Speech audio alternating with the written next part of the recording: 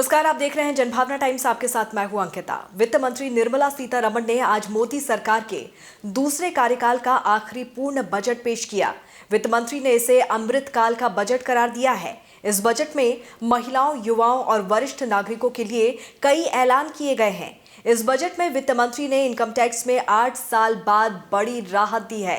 पुरानी टैक्स व्यवस्था में बदलाव करते हुए वित्त मंत्री ने ऐलान किया है कि अब 7 लाख रुपए तक की सालाना आय पर कोई टैक्स नहीं लगेगा।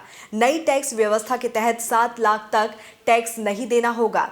इस नई व्यवस्था के तहत अब 3 से 6 लाख तक 5% टैक्स लगेगा, फिर 6 से 9 लाख तक इनकम पर 10% टैक्स लगेगा, जबकि 9 से 12 लाख तक 15% टैक्स और 12 से 15 लाख पर 20% टैक्स देना होगा। तो वहीं 15 लाख से ऊपर 30% टैक्स लगेगा। नए टैक्स सिस्टम के तहत ऐसे में अब ये लोगों पर है कि वो कौन सी टैक्स व्यवस्था को अपनाना चाहते हैं। नई टैक्स रेजिम में 6 की जगह 4 स्लैब किए गए हैं। बीते 8 सालों से टैक्स स्लैब में बदलाव नहीं किया गया था।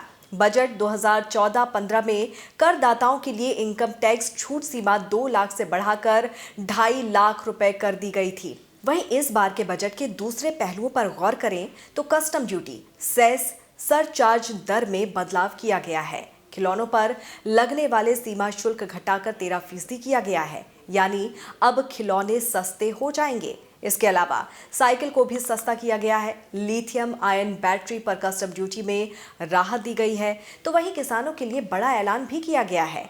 वित्त मंत्री निर्मला सीतारमण ने कहा है कि कृषि से जुड़े स्टार्टअप्स को प्राथमिकता दी जाएगी। वित्त मंत्री निर्मला सीतारमण ने कहा कि भारत की अर्थव्यवस्था सही दिशा में चल रही है। दुनिया ने भारतीय अर्थव्यवस्था को भविष्य की अर्थव्यवस्था माना है। दुनिया में भारत का मान और कद बढ़ा है। तो इस टैक्स को लेकर आपकी क्या कुछ राय है, जरूर हमें कमेंट करके बताइए। जुड़े रहिए जनभावना टाइम्स के साथ। नमस्कार।